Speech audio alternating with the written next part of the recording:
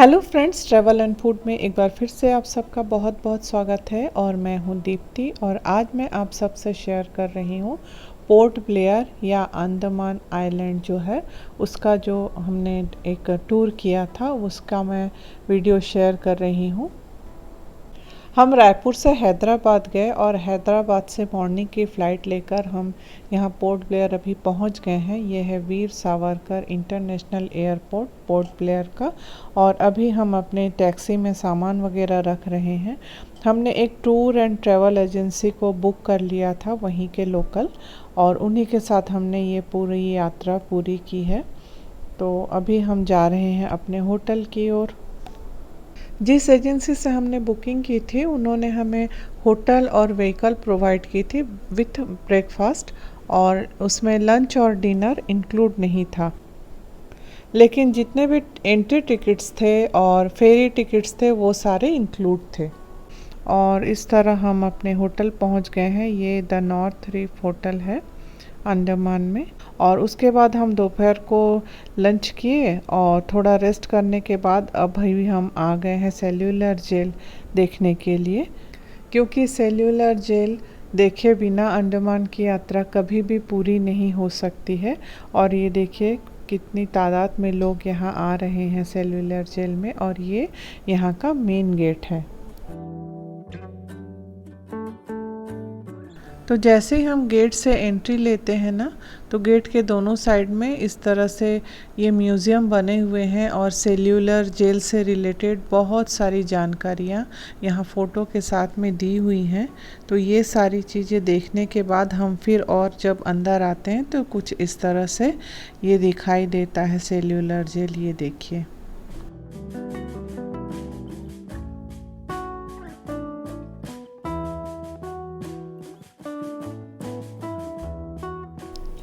और इस cellular jail का निर्माण कार्य जो है वो 1896 में शुरू हुआ और ख़त्म हुआ 1906 में। बहुत ही विशाल है। और देखिए यहाँ पर ये जो पीपल का पेड़ है, कहा जाता है इसके बारे में कि ये उसी समय से यहाँ पर मौजूद है। बीच में आंधी तूफान में ज़रूर ये क्षतिग्रस्त हुआ था, लेकिन फिर से इसे बचा लिया गया है। और इसके बारे में पूरी जानकारी यहाँ लिखी हुई भी है। और इस पीपल पेड़ के ठीक पीछे आप देख सकते हैं ढेर सारे चेयर्स लगे हुए हैं। यहाँ पर रोज़ शाम को साउंड एंड लाइट शो होता है, जिसमें इस जेल के बारे में पूरी जानकारी दी जाती है कि यहाँ किस तरह से कैदियों को रखा जाता था। कैदी मतलब जो हमारे स्वतंत्रता सेनानी थे, उन्हें रखा जाता था। यहाँ देखिए वंदे मातरम लिखा हुआ है, और इसके ऊपर जो जोत जल रही है वो हमेशा यहाँ जलती रहती है। और इस तरह से देखिए कितना विशाल है जेल, ये सेल्यूलर जेल। और यहाँ इस तरह से अलग अलग कोठरियाँ बनी हुई हैं, और इसमें एक कोठरी में एक ही जो स्वतंत्रता सेनानी थे उनको रखा जाता था, ताकि वो एक दूसरे से बिल्कुल भी ना मिल पाए और एक दूसरे को ना ही देख पाए। इसीलिए इसका नाम सेल्यूलर जेल पड़ा, क्योंकि यहाँ हर स्वतंत्रता सेनानी को अलग अलग सेल में रखा जाता था। पूरे जो जेल की डिज़ाइन है ना, वो इस तरह से की हुई है कि देखिए एक साइड का जो पीछे का हिस्सा है ना, वो दूसरे साइड के सामने के हिस्से में पड़ता है। मतलब खिड़कियों से भी आप एक दूसरे को देख नहीं सकते हैं। जेल का पूरा हिस्सा तो हम नहीं देख सकते, क्योंकि सारे हिस्से टूरिस्टों के लिए खुले हुए भी नहीं हैं और काफ़ी बड़ा है। तो जो हिस्सा हम देख सकते हैं वहीं हम जा रहे हैं। तो ये इस तरह से यहाँ एंट्री है। और ये देखिए पूरी लाल ईंट की दीवारों से बना हुआ है। कहा जाता है कि ये ईंट जो है ना वो वर्मा से लाई गई थी यहाँ बनाने के लिए, ऐसा वहाँ जो टूरिस्ट गाइड है वो बता रहे थे। और इन कमरों का साइज़ 13.5 बाई 7 फीट का है। और ये है देखिए यहाँ का गलियारा। और यहाँ पर जो कमरों में कुंडियाँ लगी हैं जिस पर लॉक लगा होता था, वो कुछ इस तरह से है। एकदम पक्की व्यवस्था है। एक बार लॉक लग जाए तो कोई चाहकर भी इसे कभी नहीं खोल सकता। सेल्यूलर जेल में घूमते हुए और स्वतंत्रता सेनानियों के साथ जो बर्ताव होता था, जो यातनाएं उन्हें दी जाती थी, उन सब के बारे में सुनते हुए ना बहुत अजीब सा लगता है, मन बहुत दुखी हो जाता है। उन्हीं की कुर्बानियों की वजह से हम स्वतंत्र देश में रह पा रहे हैं। सारी कोठरियों को देखते हुए फिर हम पहुंच गए वीर सावरकर जी की कोठरी में। उन्हें यहाँ 10 साल तक रखा गया था। और यहाँ पर देखिए वीर सावरकर जी की एक तस्वीर भी रखी हुई है। और प्रणाम है हम सब की तरफ से ऐसे देश प्रेमियों को जिन्होंने अपनी सारी ज़िंदगी देश के नाम पर ही कुर्बान कर दिए। और इन सारी चीज़ों को देखते हुए पता नहीं कब हम दिमाग से ना उसी टाइम जोन में चले जाते हैं।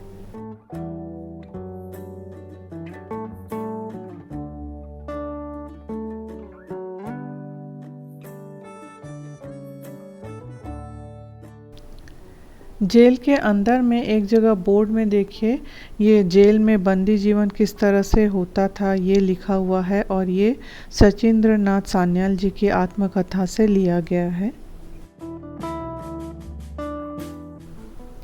अभी हम जेल का जो सबसे ऊपरी हिस्सा है वहाँ पर जा रहे हैं। वहाँ पर देखिए इस तरह से लकड़ियों की जो सीढ़ियाँ बनी हुई है उनसे चढ़कर ऊपर जाते। ऊपर जाने के बाद में ना बहुत सुंदर व्यू है। हालांकि ये जेल है, जब हमारे देश के स्वतंत्रता सेनानी यहाँ सज़ा काट रहे होंगे तो ये दृश्य उन्हें कभी भी सुंदर नहीं लगा होगा। और क्या पता इस फ्लोर तक वो कभी आ भी पाते थे कि नहीं, कि उन्हें केवल उनके जो कमरे थे वहीं रखा जाता था। उनको काम के लिए जहाँ ले जाया जाता था वो जगह वो देख पाते थे, और जहाँ उन्हें सजाएं दी जाती थी वो जगह वो देख पाते थे। शायद यहाँ वो कभी पहुँच भी नहीं पाए हैं।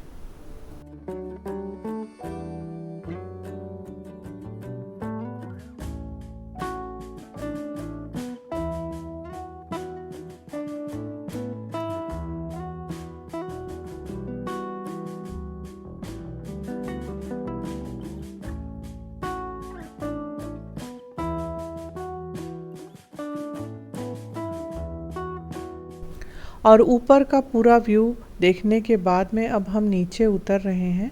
नीचे उतर कर ना एक और बड़ा सा म्यूज़ियम है, हम अभी वहाँ पर जाएंगे और वहाँ पर सारी चीज़ें देखेंगे। और ये है वो म्यूज़ियम, बहुत बड़ा सा म्यूज़ियम है और यहाँ ढेर सारी फ़ोटोज़ लगी हुई हैं उस समय की। और इसको देखने से ना उस समय की जो पूरी हिस्ट्री है वो हमें पता चल जाती है।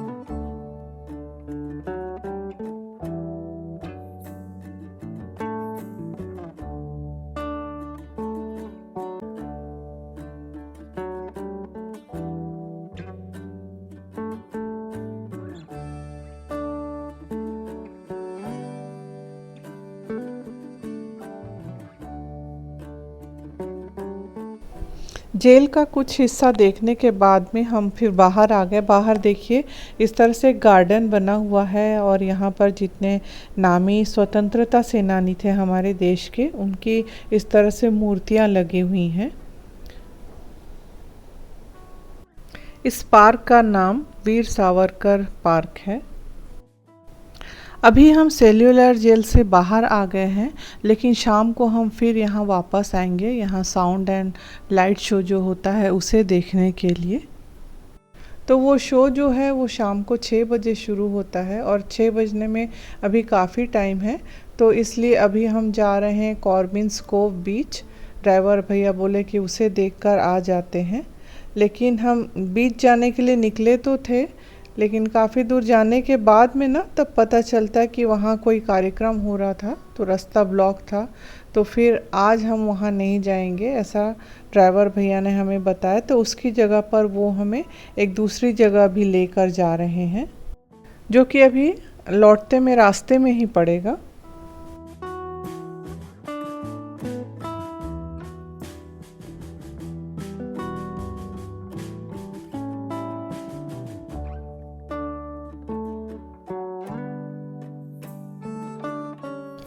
और अभी हम वहीं पर पहुंच गए हैं। ये देखिए यहाँ पर लिखा है first try colour hosting in India 1943। ये वो जगह है जहाँ पर सबसे पहले सुभाष चंद्र बोस जी ने तिरंगा फहराया था पोर्ट ब्लेयर में। तो अभी इस जगह को बहुत अच्छे से डेवलप किया गया है, बहुत दूर दूर तक बैठने की जगह है। साथ में यहाँ पर देखिए ये तिरंगा भी लहरा रहा है और यहाँ पर बहुत सारे टूरिस्ट और शायद लोकल भी होंगे इसमें, वो सारे लोग यहाँ बैठे हैं। तो यहाँ बहुत अच्छा लग रहा है, मौसम बहुत अच्छा है, बहुत अच्छी हवा चल रही है, व्यू बहुत सुंदर है समुंदर का। तो हमने भी यहाँ काफ़ी समय बिताया, बैठे और इस पूरे चीज़ को एंजॉय किया।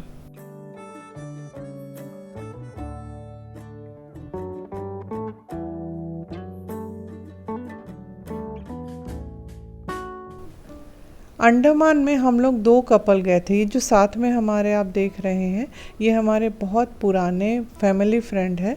तो इसलिए भी हमें और भी अच्छा लग रहा है क्योंकि देखिए फैमिली फ्रेंड्स के साथ में ना घूमने का मज़ा दुगना हो जाता है, क्योंकि हम जो चीज़ें देखते हैं वो आपस में हम डिस्कस करते हैं, हंसी मजाक करते हैं, तो इसलिए बहुत अच्छा लगता है।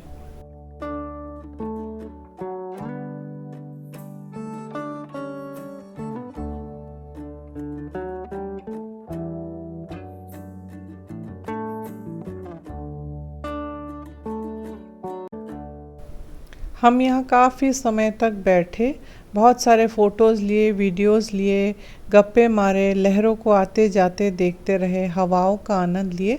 बहुत अच्छा सा समय हमने यहाँ पर बिताया और अभी हम फिर जाएंगे वापस सेल्यूलर जेल।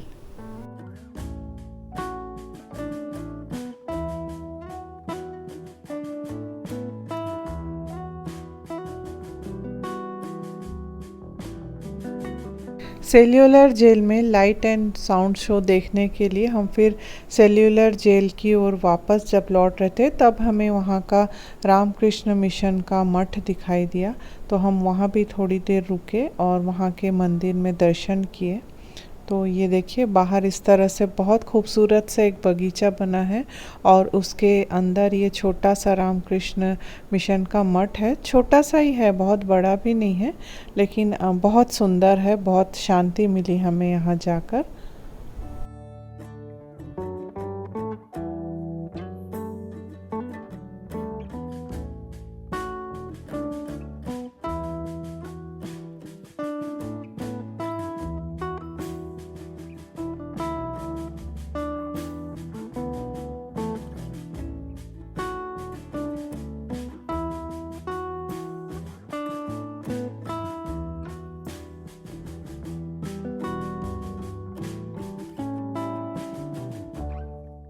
तो रामकृष्ण मिशन में दर्शन करने के बाद हम फिर से वापस आ गए हैं सेल्यूलर जेल में और अपने सीट पर भी बैठ गए हैं। यहाँ पर लाइट एंड साउंड शो होने वाला है वो देखने के लिए, लेकिन उसकी वीडियोग्राफी या फोटोग्राफी मना है, तो मैंने कोई वीडियो नहीं ली। तो इस तरह से आज का हमारा पहला दिन बीता अंडमान में। इसके बाद हम गए, डिनर लिए और होटल में रेस्ट किए। तो फिर मैं आपसे नेक्स्ट डे मिलती हूँ कि नेक्स्ट डे हम कहाँ गए, क्या देखा, किस तरह से एंजॉय किया। तो वो मैं अगली वीडियो में आप सबसे शेयर करूँगी। तो बने रहिए मेरे वीडियो पे।